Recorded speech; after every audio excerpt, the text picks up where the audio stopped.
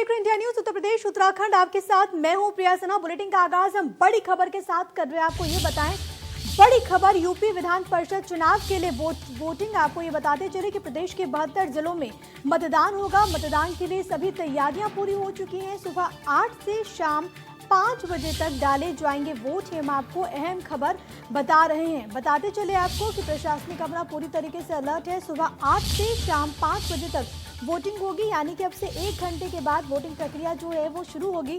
और इस दौरान सुरक्षा के दृष्टिकोण से भी तमाम तरह की तैयारियां की गई है। प्रदेश के 72 जिलों में ये वोटिंग होगी, जहां पर चाक चौबंद इंतजामात मतदान के लिए प्रशासनिक अमले की ओर से तमाम तरह की तैयारियां, क्योंकि अब जो वक्त है वो ज्यादा नहीं बचा है। महज 1 घंटे बाद यानी कि सुबह 8 बजे से शाम 5 बजे तक वोट कास्ट किए जाएंगे, वोट डाले जाएंगे। तो आपको ये बताएं कि विधान परिषद की शिक्षक क्षेत्र की 6 और स्नातक क्षेत्र की 5 सीटों के लिए हो रहे चुनाव के लिए सुबह 8 से शाम 5 बजे तक मतदान होगा।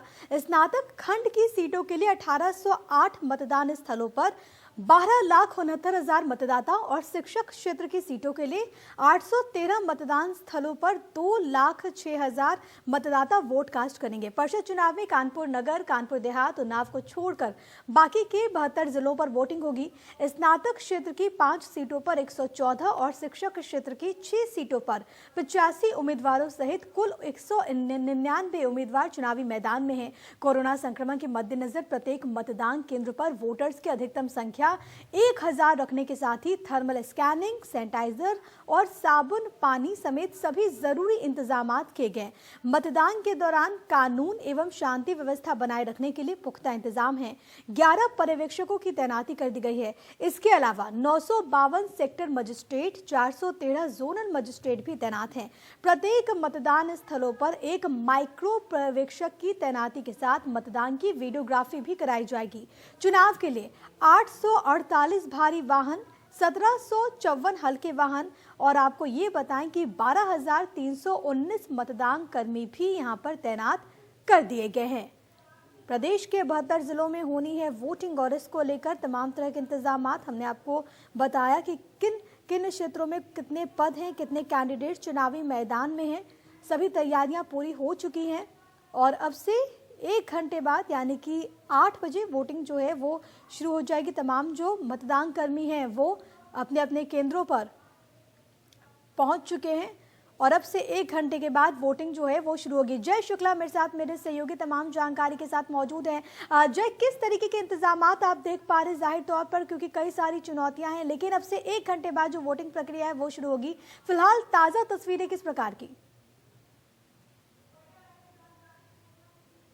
काल के बीच में ये विधान परिषद का चुनाव हो रहा है, उसको लेकर के काफी चाक चौबंद व्यवस्थाएं की गई हैं। कोरोना प्रोटोकॉल का पूरा ध्यान दिया जा रहा है। जो पोलिंग बूथ थे, जो पोलिंग सेंटर थे, वहां पर कल ही जो इलेक्शन पार्टियां थी वो सारी पहुंच चुकी थी और अपनी अपनी पूरी तैयारियां कर ली थी।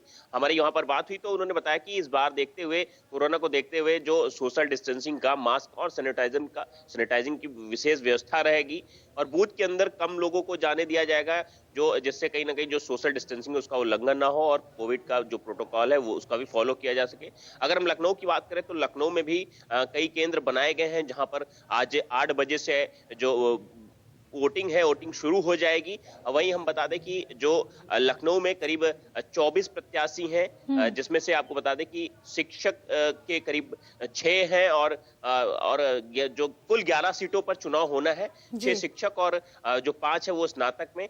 यहाँ पर इस बार जो पार्टियां हैं वो भी अपने अपने उम्मीदवार खड़ी कर रही है। आपको बता दें कि बीजेपी की अगर बात करें तो बीजेपी से जो लखनऊ के उम्मीदवार है वो इंजीनियर अवनीश कुमार है और वहीं अगर हम सपा से बात करें तो सपा से राम सिंह राणा और वहीं कांग्रेस से अगर बात करें तो ब्रजेश कुमार सिंह आज अपनी किस्मत आजमाएंगे।